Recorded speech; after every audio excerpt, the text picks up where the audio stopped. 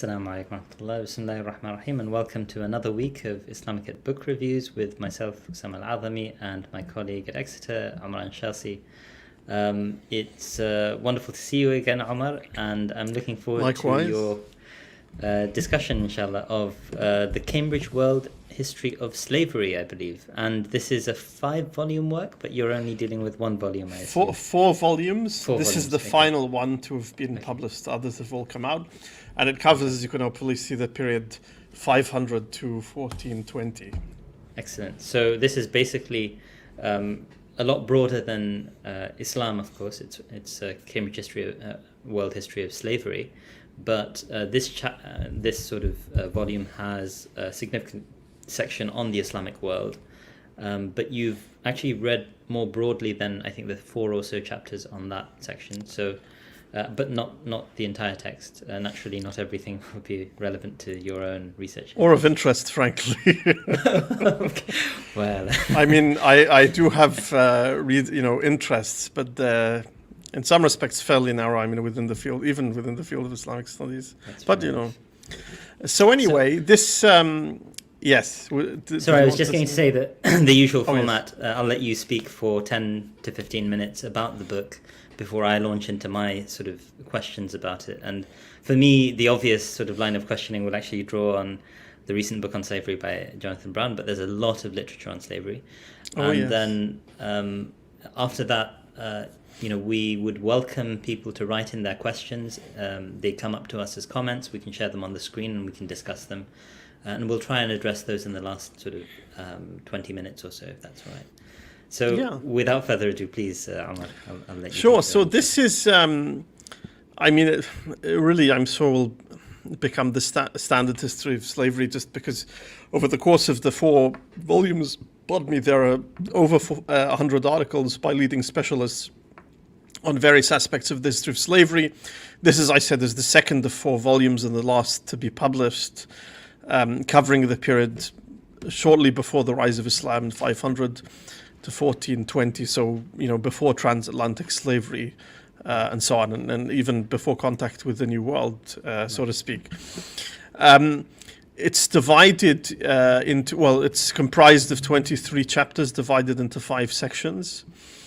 There is a broad introduction by the 4 editors of the volume, and that discusses slavery and the medieval millennium, as it were, and it's broad-ranging, and I think has some interesting insights into, the approaching slavery from a comparative historical perspective, because obviously there's a very rich and burgeoning literature on slavery, and then there are a number of chapters dealing with general, kind of in survey fashion, general aspects of the history of slavery.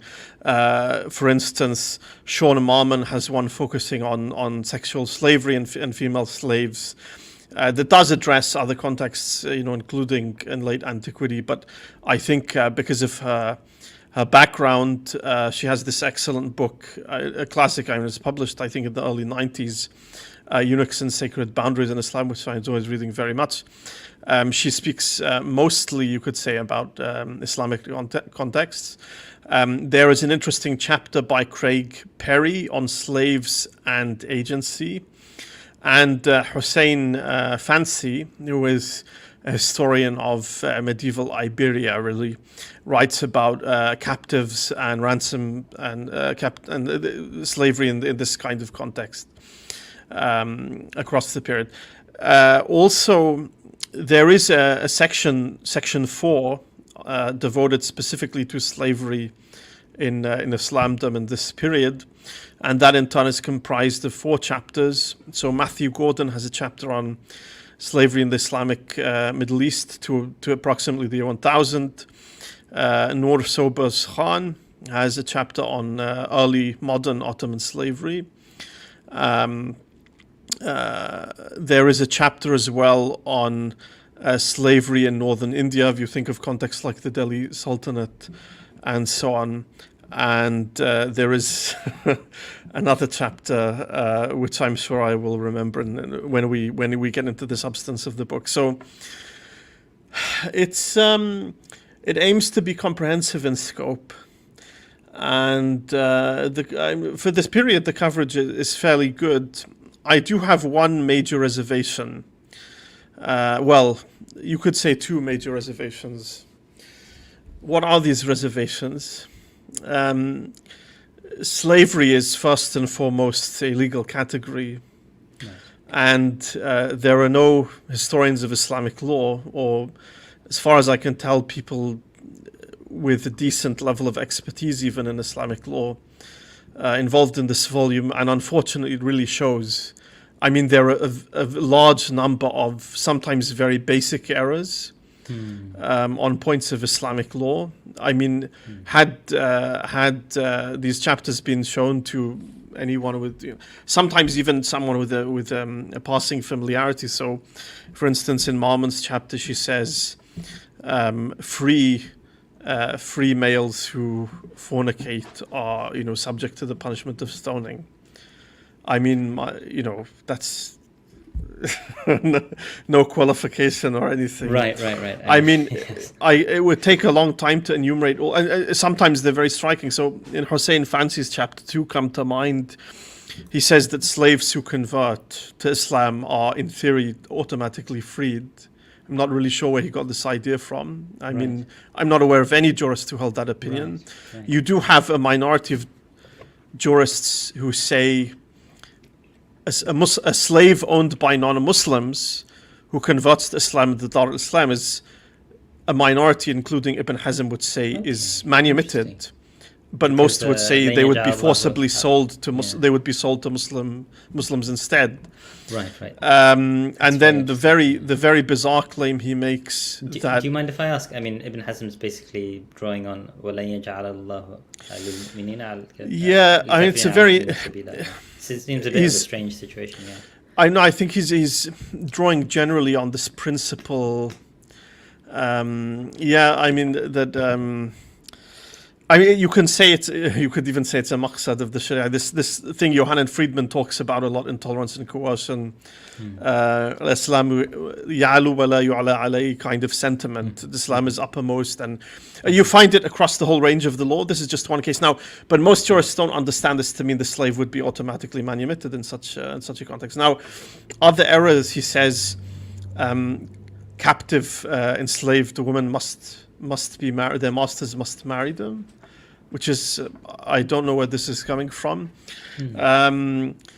I mean, other kind of cringy things like, referring to a point of Islamic law and citing only, an English translation of Marghinani's Hidayah or of Ibn Rushd. Now, the translation of Ibn Rushd is very good.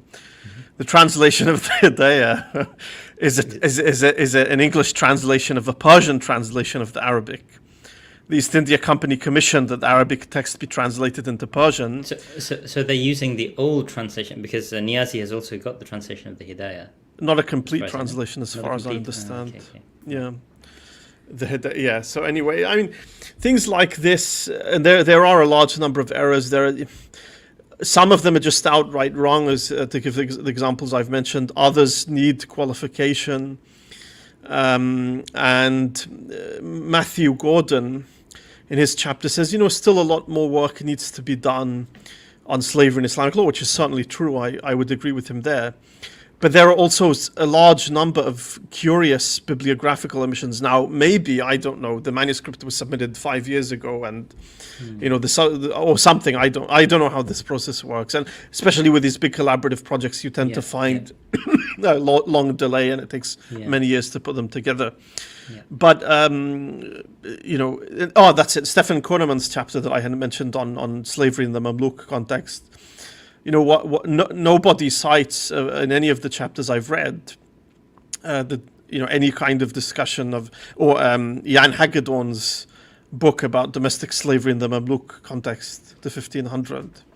Strange omission. There isn't a single reference to Jonathan Brown's book on slavery, which is also a very strange omission, particularly given that, and I know the literature on slavery very well. I mean, this is one of the subjects that has really been with me all of my adult life, for sure, as a kind of research interest.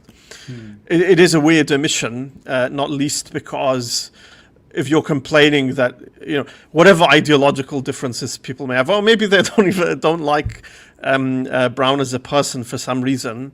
Okay, but part of scholarship is reading what's produced in the field. I mean, is it? And if you have a book with the title as "Slavery mundane- and Islam," Yeah, could it be as mundane as the fact that it was published 2 years ago, and maybe that didn't give enough time to? well, more than authors 2 years ago, in fact. Right. But that's the odd thing, because you find references to books published in 2020 actually, so it can't be the case.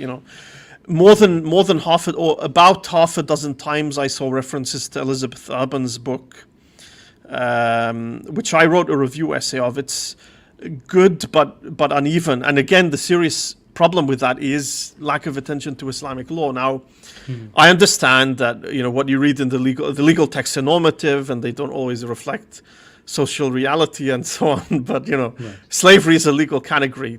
However complex slavery was on the ground, as far as the law is concerned, you do have these kind of intermediate categories of mukatab, and the al-Walad is somewhat in between and so on, unlike the so-called kin slave, who has full slave status. But in Islamic law, the distinction between slavery and freedom is like night and day. I mean, you really, So, I mean, in the introduction, they do call upon, one thing that lots of scholars in slavery studies in any context, not just Islamicate, have emphasized in recent years, is this notion of a continuum of unfreedoms or kinds of coercion.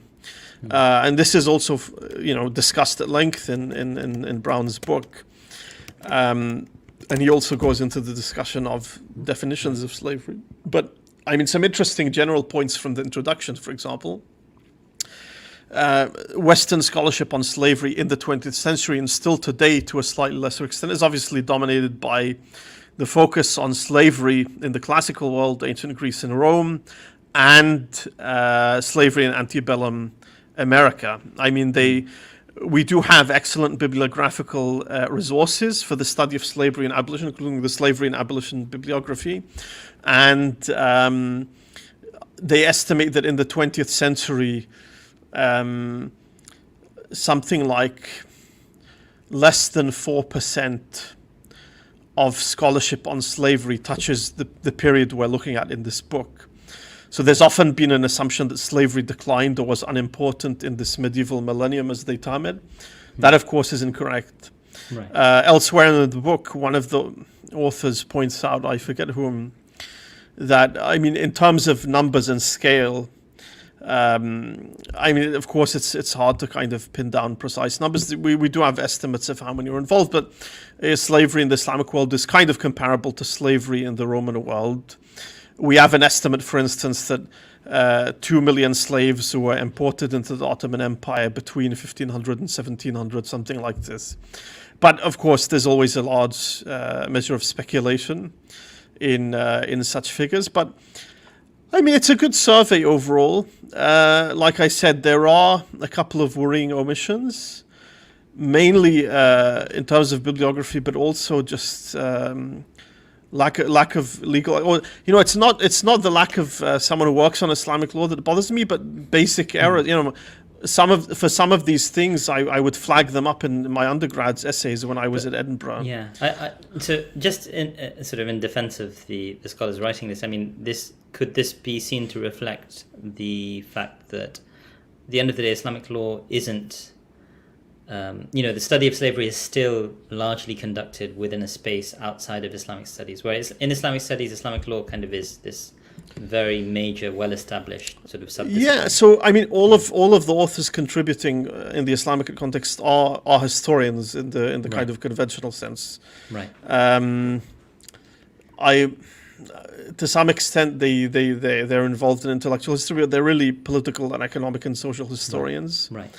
And of course, no one's perfect. But as I said, slavery should primarily be understood as a legal category. One of the books, I should say, that casts... Okay, so I wonder, in a Western context, in a Muslim context, yes. Slavery is very much a legal category. In a Western sort of default defaulting to European conventions, slavery. Do you think it's important to insist on its legal character? I mean, I understand the legal character. Frankly, is incredibly yes. important. Okay, fair enough. Like, I mean, the there's social no dimension of slavery. No, it is deserves what has been attention for salient sure. in our And I mean, culture, some of the right? good scholarship. I think the chapter I like most is Noah Sobers Khan, because you do have an attempt to relate. So, I mean, based on her book, which came out with De Gruyter, I think in 2014, and it's based on her thesis. It's really a micro-history based on archival documents. She looks at shurut works, Hanafi shurut works, and fiqh manuals to some extent. So that chapter is quite balanced in its overall coverage. Right. But I mean, it's the same critique as with Urban's book. You can't do the history of slavery in an Islamicate context without paying a good amount of attention to law. Right. And I don't think that's been done well here, to be perfectly frank. That's not to say it's a bad volume. Actually, I enjoyed reading it very much. I think it's very readably written, very lucid. I would, happily assign chapters to students. You could teach, well, I wouldn't use it as a textbook, but you could definitely assign chapters to a kind of for a survey course on I don't know, Islamdom and slavery or something like that. Yeah, something like that. I mean, I like Sean Marmon's chapter in that it does go a lot into the classical background on slavery, and even there's discussion of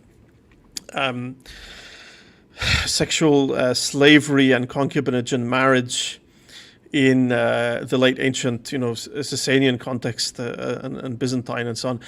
One interesting thing is Marmon is very much against the use of the term concubinage to refer to Jawari. She does have a discussion of the various terms used for female slaves who were used sexually, Jawari and Suriya and all of this other stuff. Well, I don't think she really expressed a preference, but the reason that the term concubinage is wrong, which is widely used, slave concubinage, I mean, I use it myself, and indeed other authors like Matthew Gordon do refer to concubines as well. So evidently this is a point on which the contributors to the volume disagree.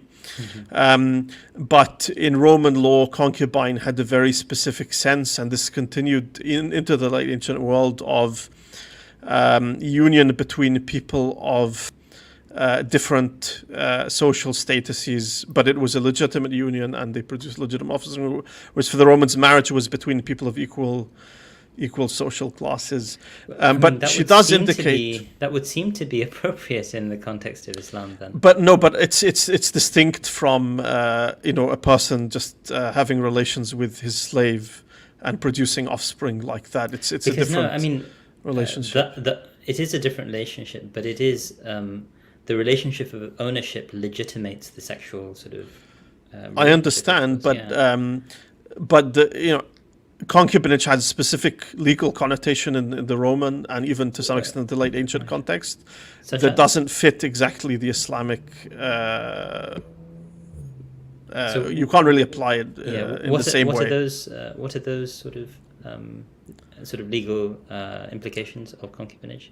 I mean, I've alluded it to already. It is an actual legal union distinct from relations with one's slaves. I mean, it's between free people of different social classes. So free people of different social class. My understanding, yes.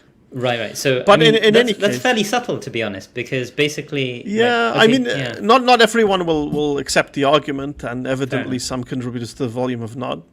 But I mean, there's also, not in terms of omission, but sometimes you see items cited and not cited in chapters where you would really expect to see them. So there's I remember one reference to Irina Schneider's extremely important 2007 article in Al-Qantara on slavery in the early Islamic period, not the exact title, but where she draws on the Musannaf literature, and this was actually the basis of her habilitation thesis, and this English paper came out of it, discussing the marginalization of shared views. So in the early 2 centuries, you find lots of jurists who say things like, foundlings can be enslaved, a person can give themselves into slavery, this practice known as self-dedition, the idea of debt slavery, and all of these are kind of marginalized. Sean Marman has a discussion. I mean, of course, there's much reference in the book to the Walad or al-Walad. Marman has a discussion and speaks of the formation of a Sunni consensus. She acknowledges that Shi'i jurists did not accept this and permitted the al-Walad to be enslaved. But again, to be honest, if you look at the literature in detail, this is something that needs qualification. Yeah. So, Just on the al-Walad point, I mean, there is sort of a shift attributed to the position of Ali specifically, right, on that question, and that's why that disagreement takes place between the Shia and the Sunnah on this. Well, the prohibition of selling Ummahat al-Awlad is often attributed to Omar. Right. I mean, with Ali, I would have to look into it. They do cite in the footnotes Yunus Mirza's important book chapter on Ibn Kathir's Juz' fi Bay' Ummahat al-Awlad, which documents in much detail with Asanid 8 positions from categorical permissibility of sale to categorical prohibition. Right. So it's a kind of, there's nuance involved, and I wanted to say that you cannot simply say, well, the Shi'i jurists permit the sale of Ummahat al-Awlad. For instance, Sheikh al-Ta'if Tusi says that you can sell them in particular circumstances. For instance, if you are in debt and you have to sell them. So it's not an either or. There are actually a range of positions, and someone working on Islamic law would acknowledge that. But anyway, yes. You can't have everything, I suppose. I mean, it's a good survey volume. I don't know. I feel like maybe because it's directed to a general audience, because most people reading this will not necessarily be Islamicists. Perhaps the authors were guided to limit footnotes and bibliography as much as possible, because Brown's volume actually has a much richer bibliography. It's also a huge book, so but it's a relatively large book, yeah. Yeah, but I mean, I found this volume unfortunately wanting in a number of respects, but still very useful. And I mean, they're all respected historians. So yeah, that's how. Thank you very much, Omar. I mean, it's a valuable sort of survey that covers 4 volumes, of course, and we're looking at just one of them. But just part of one of them, in fact. Just part of one of them, actually, but also a good illustration of the challenges of doing good multidisciplinary scholarship that we continue to face. But we can at least, maybe appreciate the fact that we're at a point where we have enough resources at our fingertips whereby we can recognize that actually these are certain flaws. Oh yeah, and for sure there's a great deal more to be done. And I mean, one thing I like about this kind of project is it purports to be, or is meant to be, kind of state of the art. So we know where the discipline is, and we know potential trajectories for future research and what still remains to be done. Yeah. So these kinds of volumes are always extremely useful exercises in and of themselves. Right. I wanted to actually sort of ask about a number of themes, and some of them are going to be slightly tangential. And I want to remind viewers, if you have, I mean, this is one of the big areas which is very often sort of in the popular consciousness, somewhat controversial as well, but slavery and Islam, so to speak. I've inadvertently quoted the title of Jonathan Brown's book, but if anyone has any questions, Omar is one of, if you'll forgive me saying so, Omar, one of the authorities on this field, in this area. I mean, he's really very well read in this area, so if I have questions about these sorts of themes, I usually come to Omar. But that's sweet of you. We do have a comment in the chat, I can see, I think. Yes, Andrew March, he commented fairly early on saying fantastic discussion. Very kind of you, Andrew. So as I say, if anyone has any questions, please feel free to sort of send them our way, and they'll show up in the comments. If you have questions and you're watching on Twitter, unfortunately that will not be possible. So you'll need to either go onto YouTube or onto Facebook. In either case, Dr. Usaama is kind of the relevant name of the URL, so to speak, just as a shorthand. Now, one of the questions that I wanted to ask was, they talked about, or some people have talked about slavery and decline in the medieval millennium.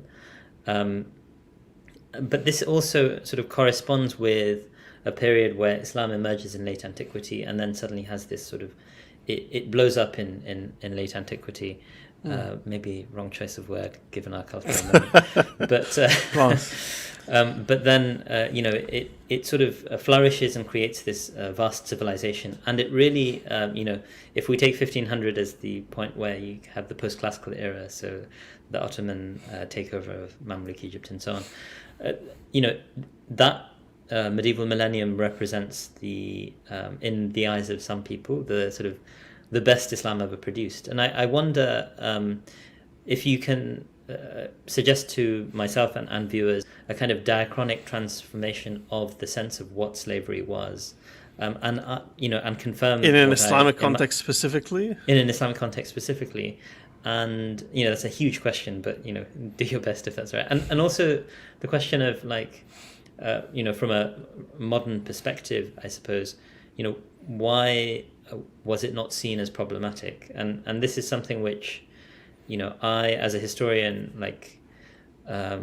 it's very obvious. Obviously, human beings in the pre-modern era didn't think of this as a problematic sort of structure for the most part, overwhelmingly. Yeah, but, I mean, the exceptions are very few and far between. Brown in his book mentions Gregory of Nyssa in the 4th century, an exception who sees slavery as problematic. So those are kind of two. Yeah, so I mean, as always, when it comes to the study of slavery, the answer always has to be, it depends. In terms of this point about the morality and ethics of slavery, it's worth pointing out that in the introduction authored by the 4 co-editors, they say that slavery was known in all, we know of slavery in all agriculturally based societies. So those that are not, pastoralist or nomadic, those that where land and so on, cultivation of land is the main form of wealth generation, and with taxation, all of the other, the kind of stratification of society this entails, and all of those societies had slavery. So you could say almost any society worthy of the name featured slavery. Now, that's going back to my point about it depends. This is where we run up against the problem. One of the authors who's cast a long shadow on slavery studies and on this volume as well, Orlando Patterson, the Jamaican historian, still alive, born in 1940, I believe is at Harvard now, or has been for a while. In 82, he published this book, Slavery and Social Death, where he attempts to make general arguments about slavery and what it is, despite all these vast differences in context, temporal and legal and religious and cultural. What is slavery when you really boil it down to its essence? And I remember a few years ago, there was a kind of retrospective volume published where Patterson has introduction, and I mean the leading historian of Ottoman slavery, Ehud Toledano, great scholar who's written many books, kind of contributes a chapter. And in many respects, his chapter is the most critical, because as is implied in this 1982 classic, Slavery and Social Death, I mean, one of the key ingredients, besides, deracination and other factors involved in slavery, plucking people out of their native context and dropping them out, into some of the places. Malcolm X famously said, we didn't land on Plymouth Rock. Plymouth Rock landed on us. But this idea of slavery as social death, and for someone like Toledano, who works on a context, the Ottoman one, where most of the time at least, slavery was not a lifelong condition. I mean, Sobers Khan in her chapter gives something like 2 to 8 years, I mean, in the context she's worked on, in Galata in the 16th century or whatever. 2 to 8 years was a fairly typical amount of time to spend as a slave. And mukataba, this, payment for manumission, was it seems in that particular context, baked into the agreements between slaves and their masters. Right. Yeah. This point about manumission is interesting. So anyway, Toledano, in the Ottoman context where you have viziers sorry, I hear my echo. There it's gone, sorry. So Mehmet Pasha Angelovich, discussed by Sobis Khan, whose brother ends up becoming the patriarch. You can see, or as is known in the Ottoman context, Mehmet Sokolu Pasha. If you go to the area between the Blue Mosque and Hagia Sophia, you can see his his house. It's kind of striped, the bricks red and white kind of coloring. This guy was a slave of the Sultan. And in Al-Kafawi's biographical dictionary of Hanafi jurists, which was only published a few years ago, although Patterson cites it via another source, he mentions this story where the vizier is called to testify or comes to testify in a criminal trial, and the judge refuses to admit his testimony because he is a slave. And then the story is, Suleiman manumits him, and he comes back to testify. And you can say it's a bit of a topos, and it's, they're demonstrating the Sultan's adherence to Islamic law and so on. In the book. Sorry, when you say it's a bit of a topos, meaning it's probably not historical. It might not be. I would never categorically say, but that's fine. Yeah. And one of the reasons topoi exist in the first place is they're things that happen and they become almost formulaic. So, I wouldn't be skeptical to default to the extent that I would deny that any pious jurist who refused to be appointed as a judge for reason, because of his religious scruples, that must be a topos. Well, how did the topos emerge in the first place? It's because some jurists piously and so on. So, I'm not categorical about these things, but it's something we should always keep in our minds. In one chapter of the book, they say that, slaves can't testify in Islamic law. If they'd read Jonathan Brown's book, they would know actually the Hanbalis, and even when it comes to the owning of property, again, categorical statements about law that require qualification, there are a lot of those also in the book, whether it comes to slaves testifying. Ibn Hazm also defends slaves' testimony, but also a number of Hanbali jurists, among others, and so on. So Patterson's critiqued by Toledano. Why? And Sobis Khan actually refers to the critique in her chapter, kind of implicitly. She doesn't spell it out, but she does sort of. In this context where you have slaves or ex-slaves becoming viziers and high dignitaries, how can you really speak of social death? These are the elites of society. Social death doesn't really fit. So this is one respect in which Patterson has been critiqued, but otherwise some nice. But at the same time, I think this is the challenge of universal categories, right? Whether you talk about religion, whether you talk about Stephanie Kuntz has this wonderful book called Marriage: A History, right? And how do you even define marriage across 2,000 years of history or even more? It's a great question, of course. Radically. Yeah. I can only speak to the context I'm most familiar with, by dint of expertise, and however porous the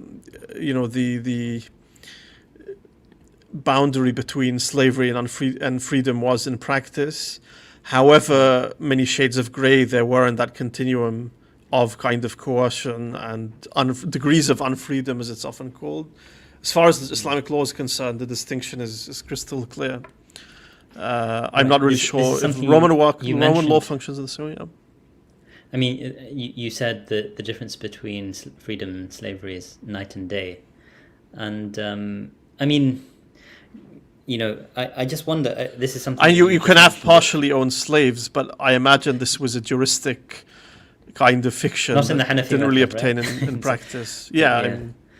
I mean, but yeah, in most madhabs you can do partially on slaves. I mean, but again, the point that you were making earlier, like Sokolu Pasha, and he's someone who, the anecdotes are found in Slavery in Islam, Jonathan Brown's book as well, of, the dignity of being, the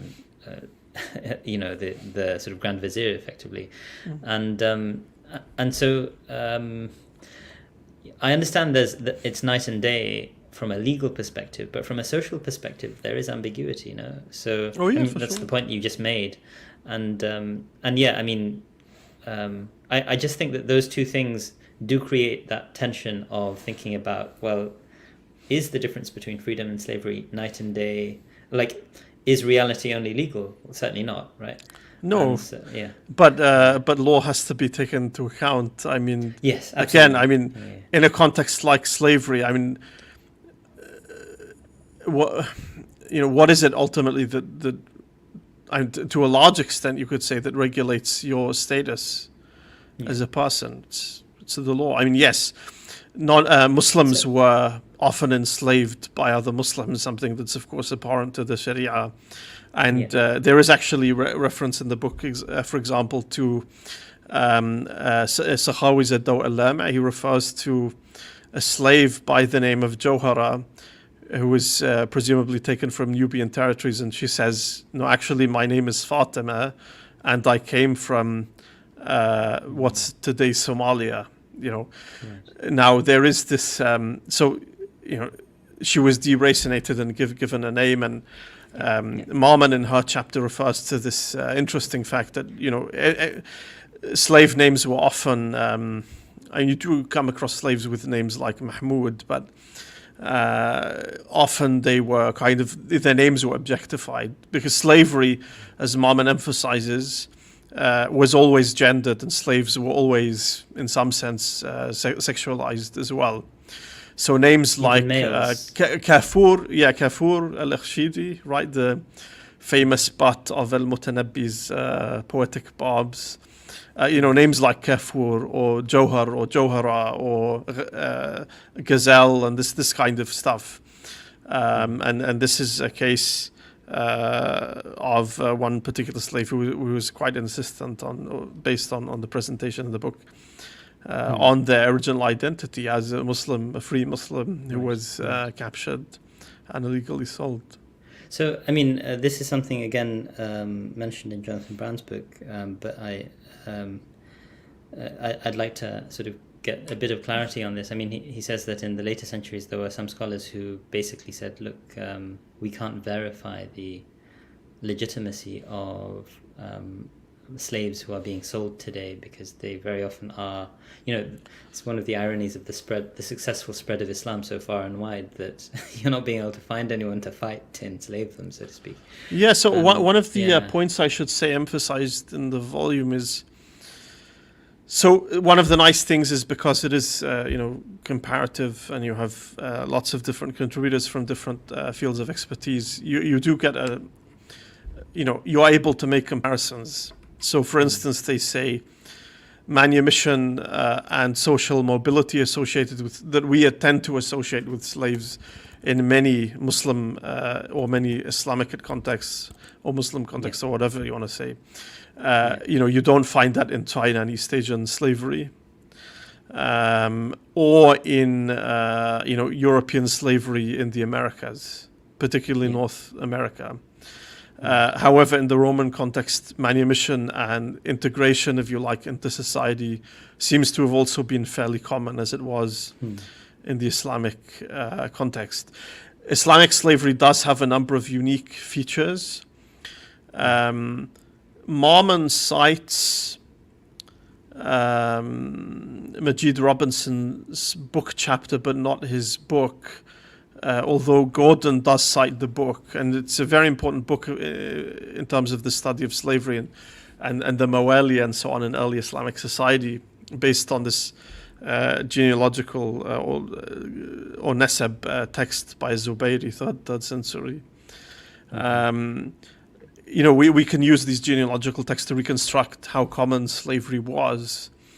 And one thing that Robinson points out in his book is, this institution of the al-Walad, but generally a male's sexual access to his female slaves, resulting in the birth of freeborn children, regardless of what happens with al-Walad, which, as we said, the jurists disagree about.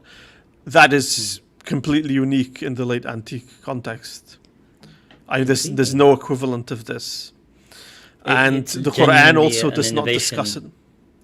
It's genuinely an Islamic innovation. Yeah, you can say to some extent it draws on the Jahili pre-Islamic background, but you don't find anything like that in the Byzantine or the Sasanian context. Right. So even in terms of, you're saying it's probably there in the Jahili practices as well, basically. Well, of course, but Islam, of course, when it emerges, does shape and create a new sexual morality. One of them, although it's very old, I still think it's a great discussion of this. There are two things. Bravman's spiritual background of early Islam, which is a bit younger, but also in the second volume, I think, of Mohammedan Studies, Goldzia has a great essay on the kind of transition from Jahili to Islamic norms. It's a brilliant. I actually think you could give a very good khutbah based on that chapter. You should do that one day. Yeah, but قال قلت well, yeah, but it's a really enlightening thing. So, yeah, so there's an interesting discussion in the volume of also polygamy and so on. Babylonian Jewry permitted polygamy, but certainly by the medieval period, Jews were monogamous. Right. There is a discussion in Marmon's chapter of concubinage, and this is one of the reasons she doesn't like the term concubinage being used in Islamic context. In the Roman period, Augustine had not one but two, concubines. One of them is more famous because he had the child with her, and he talks about her and so on. And in that Christian literature, often the blame was placed upon the concubine for tempting and seducing their owner, rather than on the John, as we would say in the context of modern discussions of prostitution. Right. Yep. Barakallahu feekum. It's some of this makes for sort of slightly disturbing sort of discussion as well. But I wanted to ask. This idea of 6 to 8 years as a typical. I think that was Nur Subra's Khan or I think 2 to 8, and she was looking at the specific context in Ottoman Galata in the 16th century. So if you look at, for instance, at what's his name, Snoek Groningen, the famous Dutch Orientalist, and incidentally, since we're talking about slavery, who had his young teenage Jaria who he bought in Mecca and had produced a child with. There's a very interesting footnote in this in Perry Berman's book on the history of the second edition of the Encyclopedia of Islam. Right. So, those Orientalists, they weren't just, writing about this stuff, they were actually practicing it. He writes, in the 1880s when he goes to Mecca, he writes this book based on his observations. And Brown does in his book also discuss this. But it's clear there that in that particular context, slavery was also not a lifelong condition, and there was a social expectation that once emancipated, the slave would sort of be set up by their master and married and so on. Speaking of which, expectations are not codified in any legal sort of framework at all, as far as I know. No, not really. But this kind of thing does have tremendous force in particular local contexts. So, for instance, now that I'm thinking about it, there's another. I think in Hussein Fancy's chapter, he also says women were not allowed to own male slaves, which is also just bizarre, and I don't understand where this claim is coming from. But anyway, yes, Groningen. Yes, where was I? Anyway, perhaps you have the reason I was asking about that short period of slavery is that. The sort of the social functions that some of these sorts of practices played, of course, are human social functions, and so those practices are then replaced or transmuted in society in various ways. And I just think of the structures that are in place to make sure that we are. There are certain types of bondage that people may observe. I remember Noam Chomsky, who's an anarchist, a political philosopher, as well as his stuff in linguistics and so on. Would he say something like he's an anarcho-syndicalist, or probably make this anarcho-syndicalist? Yes. So, the main point that I'm trying to point out here, and he describes himself in those terms, and it's a very interesting political philosophy, and it has its advocates. Completely silly, of course. Well, I was just. There's an interesting sort of historical movement. I don't know if you've heard of Zomia. No. Upland mountainous sort of theorized region in the Himalayas that crosses across sort of the Indus Valley, I think. Well, not the valley part. The valley parts. It's the valleys that are always dominated by government, right? But when you go up into the mountains, that's where free people genuinely live. Yes, it's kind of silly idealization of it. But I'm speaking of anarchists, Peter Lamborn Wilson also has this temporary autonomous zone. Anyway, please go ahead. So with respect to Chomsky, he argues that yes, in a sense, slavery was fought against in the United States. They had the Civil War, etc. But there were also movements which he thinks had very cogent arguments to argue, who are arguing that, basically working for a wage is a form of slavery as well. Yeah. And I often feel that way. Yeah. And so, what happens, what's interesting is that, social needs within society are transmuted. There's a huge amount of economic output, obviously, like astronomical over the last over the last century or so, and a lot of that output is heavily concentrated towards the top. Capital, as sort of Thomas Piketty points out, is something which tends to sort of keep on going upwards. What communists would call surplus value, right? I suspect. I haven't. My sort of Marxist theory isn't great, but my question is things like mortgages, things like student loans that basically embed you within structures where you are beholden to, you don't really have those freedoms to not pay, at risk to your very existence on some fundamental level, and I wonder,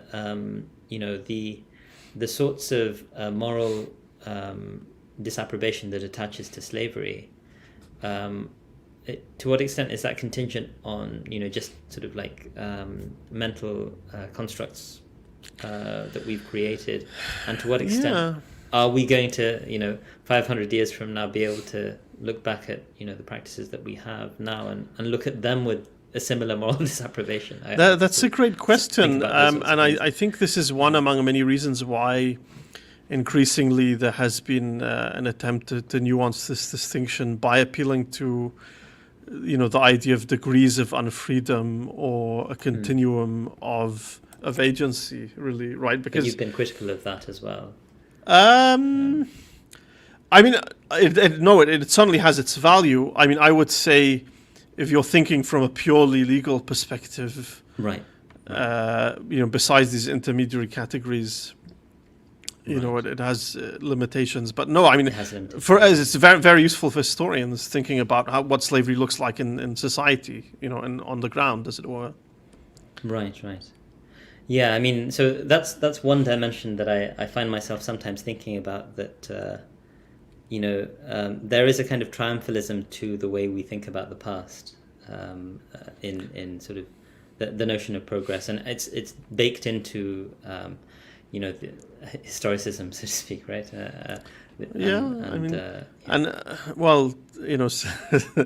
Speak for yourself. I don't really subscribe to it, but in popular discourse. However much in some tiny corner of academia people might critique these ideas, these are the reigning ideas, as Marxists would say. Yes, absolutely. Absolutely. Yeah.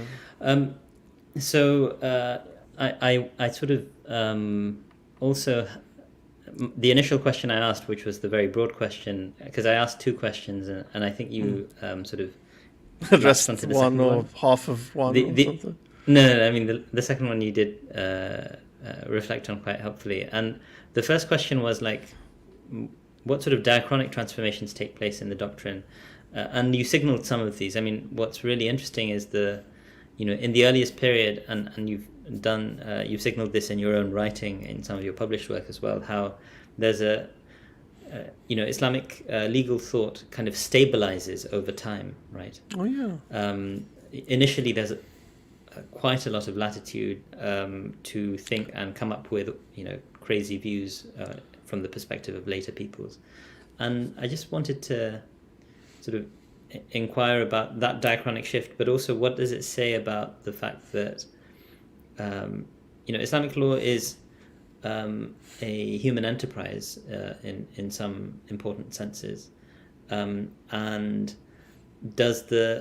what do later peoples who receive a stabilized ijma', how do they read the early sort of, and this is a question that we deal with even today, how are you to read the earliest period?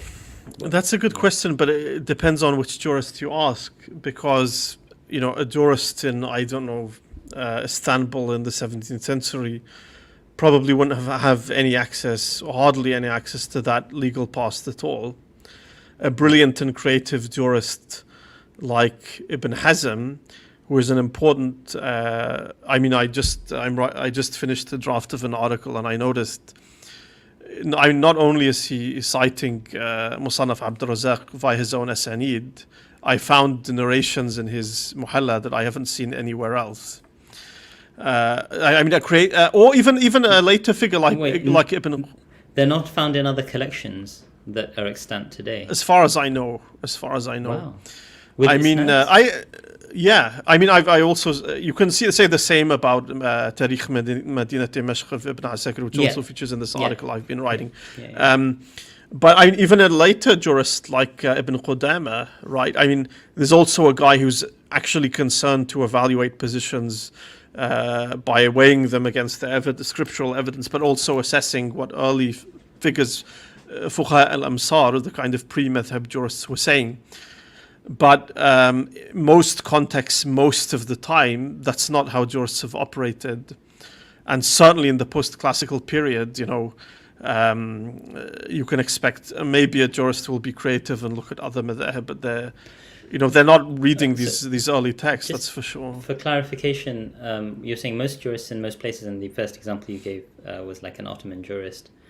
They wouldn't, have access to this. But when you say they wouldn't have access to it, you mean either they would not be interested to explore that, or just the literature would not be accessible such that they're not even aware of it? I would guess to some extent both. Right. Both. And so that's what makes, I guess, people like Ibn Hazm or Ibn Qudama so interesting to us in the modern period, that these are people who did have that opportunity to look in a broad way. So I guess a person like Ibn Taymiyyah as well. Of course. I'm getting very off topic in terms of the book, but I would say it's featured in previous episodes, but certainly based on my own reading, the horizons of not all of them. Even Shamsi has a discussion of people like Hassan al-Attar, who reads Ibn Hazm's Muhalla, for instance, and has interesting marginal annotations on it. But this is a very exceptional figure, I must say. I know the Sheikh al-Azhar, Hassan al-Attar. Yeah. Right, I know this is somewhat sort of off topic when it comes to the book, but I'm quite intrigued by this line of inquiry. As I do want to follow up on one particular thought, which is that. Should we ask? Does anyone have any questions? That's there is. Iftikhar Malik does have a comment, and could we? Perhaps we could summarize just when reading it out for the sake of the podcast. I mean, if it's okay, I'll just read the whole thing because I'm just going to put it on the screen, and if that's okay, inshallah. In South Asian and larger Muslim contexts, the role and work of Sayyid Ahmad Khan as an abolitionist is not fully acknowledged, though a historian has called him the wilberforce of the Muslim world. The first big mural that one sees while entering the National Museum in Nairobi is of an African chained and being led by an Arab slaver. Fascinating. I guess both the British and the Russian empires used abolitionism as their mission while expanding it in East Africa and Central Asia. Yeah, this is a valuable point. I didn't know this about Kenya, but it's very interesting. I wonder what impact it has on the kind of national consciousness today.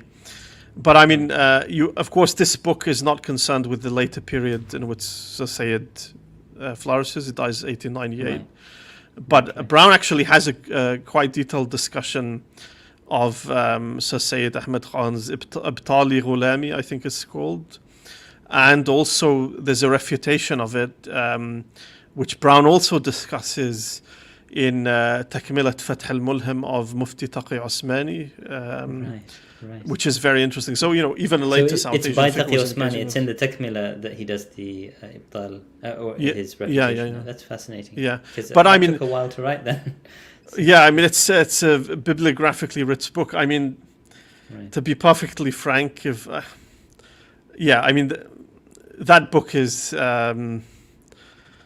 well, without a doubt, as far as Islamic law is concerned, far better informed. But I would even venture to say, I mean, it's comprehensive. You can fault particular things in it. I mean, Noor Sobers Khan has a kind of throwaway remark about how it's a mistake to say Islamic slavery is more enlightened or benevolent. It's not, she says, although one could, she says, say interesting things about how this argument and ideas about slavery today, how the past is kind of creatively deployed in these arguments today, and that's certainly true. I find that an interesting comment. I mean, I don't know. I haven't read, unfortunately, Noor's work, and I need to. But I mean, I think once we make comments of that nature, we're no longer really engaging in history, or engaging in theology. You could say that, but European observers, including Snoqualmie in the 19th century, routinely made such comments, comparing favorably slavery in Muslim context to what goes on the transatlantic world. But again, we always have to return, as far as the historical study of slavery is concerned, to this "it depends" question. I mean, in terms of generalizing, another interesting point in the introduction to the volume is, if you were a slave in any period of history, or let's say in the period this volume is concerned with, you were more likely to be female than male. And slavery was, of course, much more racially diverse in this period than is acknowledged. I mean, that's something more likely to be female than male. Depending on again, something that depends on context, but in Muslim context, yes, I think much more significantly. And why is that? Because it's to do with the way the kinds of needs that gave rise to the import, if you like, of slaves. Okay. So military slavery existed and was extremely socially important, and there is a nice discussion of that, especially in Koreman's chapter in the Mamluk context. But I mean, the great majority of slaves, I imagine, would have been domestic. To some extent, you could say this may reflect the bias of our sources. Another point that comes out of the volume, although the contributors seem to disagree about this, I mean, it seems that big kind of agricultural slavery on large scale was very exceptional in Islamic context. They do discuss slave revolts in the 7th century, and also the big one, of course, from 869 to 883, the so-called Zenz revolt led by Ali bin Muhammad. It's an interesting one. Brown also has an interesting discussion of it, of course, in his book, and Popovich has written kind of the standard work on it. Alexander Popovich. I'm a little conscious of the time, and we've come to the hour, but I did want to sort of still, because you mentioned Professor Khan Malik's comment, and I was still wanting to query this sort of this wider question about. So in the modern period, we have access to this literature, and suddenly we also live in a context where moral sentiments have radically shifted on the question of slavery, and so we look at the earliest period and we sort of think about the massive variety that would have existed, and I just wonder. Variety, like racially, in terms of slavery? No. The variety of legal opinions on what is legitimate, for, in terms of enslavement, in terms of selling ummahat al-awlad, all of these sorts of things, which regularize, obviously, later on as things stabilize in the legal discourse. And so when things stabilize in the legal discourse, they also presumably sort of create norms that are socially widely accepted. And then when, those norms become widely accepted, breaking from those norms create cognitive dissonance, discomfort, all sorts of things. And so it's people like Ibn Hazm or Ibn Taymiyyah or the great sort of like encyclopedic jurists, the Mavericks, who sometimes will sort of like draw on the inchoate early period to come up with something that they see as a solution to a particular social problem or something like that. Yeah, I mean, in the modern period, this happens a lot. I should just mention Brown has an excellent chapter in this volume edited by Elizabeth Kendall and Ahmed Khan rediscovering reclaiming Islamic tradition. And Brown's chapter's got this nice title as well, or at least the first part is quite memorable. Reaching into the obscure past or something like this. Yes, yes, very nice. A very good chapter. But for me, the question is like the sorts of aporias created by that sort of realization that actually, these norms are contingent, on, historical circumstance. They settled in this sort of way. And in the earliest period, there was a lot of like, what we would consider chaos. And I just sort of wonder, like, modern people have similar sort of reactions to what I've just described. Oh my God, like, how could that be? How could they possibly think that, right? I wonder what sort of medieval or pre-modern Muslims thought about those sorts of moments. If they had these sorts of, oh my God, how could they possibly think that? No, I mean, I think anyone, whether it's Ibn Hazm or Ibn Qudama, I mean, anyone reading the Musannafat would, diversity is baked into the structure of Islamic law. It's just that the degree of it, you could say, is really tamed by the emergence and subsequent consolidation of the madhab. But I mean, I think on some level at least, any competent jurist will be aware of it. That this divergence was. Yes and no. I mean, some you opinions just said were a moment ago marginalized. that the Ottoman jurist or the average regional jurist wouldn't. Yeah, but I mean, I'm saying, will they have a detailed knowledge of early legal opinion based on Musannaf literature? No, I mean, they wouldn't have read it. They wouldn't have had access to it, even through. But a competent jurist would be familiar with a certain amount of codified diversity within their methods, for example. Yeah, for example, you could say. Right. Yeah. Okay. And I should say, I mean, it's a big question because it's really, you could even say a sociological one rather than purely legal one. But Hamid Fadl has this important work on his thesis, an article that came out subsequently on the social logic of the Mukhtasar I mean, I don't want to use the word maturity or growth because people will say, oh, this is theological and so on. But, Islamic law in the 5th century or 6th century looks very different from how it looks in the 1st or 2nd or 3rd. And, Al-Jahid complains... sorry, I've just seen a comment. Al-Jahid, or question rather, Al-Jahid complains that, in one city you could have a judge give one verdict and a completely contradictory one not so far away. And for many reasons, including sociological factors, this isn't, unlike a few centuries later where you can go to a judge from a particular madhab and largely expect a particular outcome, stabilization and so on. Is standardization is something that happens in mature legal systems, you could say. Yeah. Jazakumullah khairan, Omar, for really an enlightening sort of hour. And there is one comment. It's from Dr. Iftihar Malik again. Is it possible for both of you this is a question for us, for both of you to hold a session on former Yugoslavia and ethnic cleansing in Bosnia with a focus on some of the works that appear during the 1990s, ever since Bosnia is in a dire situation again?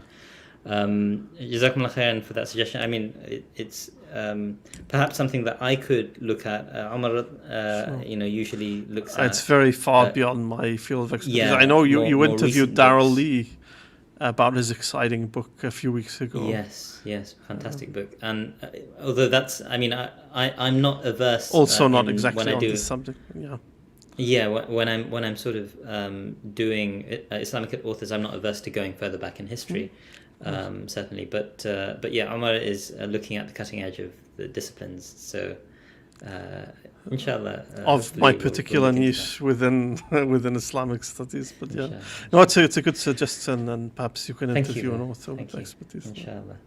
Omar, Jazakumullah khair for your time and your reflections, and I guess we have another couple of weeks with you, I hope at least. Depending on how the situation pans out, hopefully. Yeah.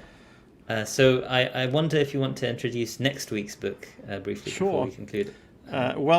This one just came out, and it looks very interesting. Fitzroy Morrissey's A Short History of Islamic Thought, your colleague at Oxford. And I mean, there's no bibliography, but I've read the footnotes, and this is how I usually begin reading a book, because you can figure out what the author is saying more or less.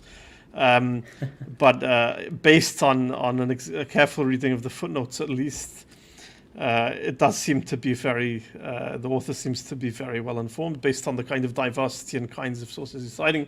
There are a few occasional mistakes. I think I mentioned to you before we started broadcasting. An-Nasa'i is referred to as a Nisa'i. It's sort of the womanizer. But nobody's perfect. But I look forward to discussing it. It's a kind of... Fitz is, a colleague, at All Souls College, and I should say an obscenely young colleague. Is not even 30.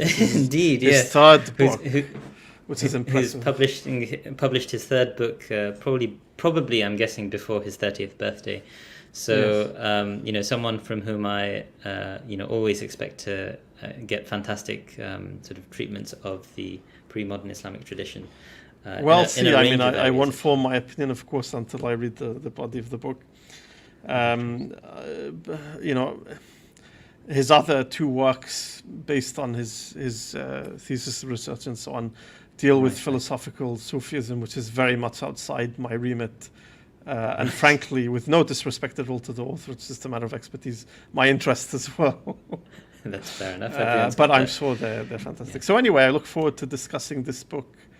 Inshallah, in a week's time, and we look forward to welcoming questions and comments in a week's time. Thank you to everyone for sort of staying with us for the hour, and Jazakumullah khairan, Omar, for really sharing with us your deep reading, so to speak. Thanks, right? All right. Inshallah, see you in a week's time. Fi amanillah. Assalamu alaikum wa rahmatullahi wa barakatuh.